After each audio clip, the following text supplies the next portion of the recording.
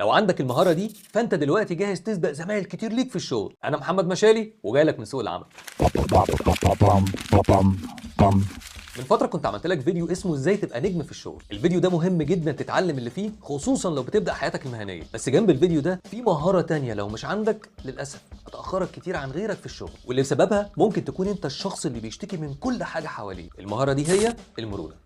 تقصد بقى السلبية واخد فوق دماغي من اللي رايح واللي جاي، ومديري وزمايلي شايلوني فوق دماغي وما اقول لهمش لا لا طبعا مش هعمل الكلام ده. انا ما قلتلكش اي حاجة خالص من الكلام ده. المرونة في الشغل تعرفها هي قدرة على التكيف مع الإجهاد والضغوط النفسية في بيئة العمل. ولو بصيت على الشخص المرن ده هتلاقيه ماشي بمبدأ ليه لا؟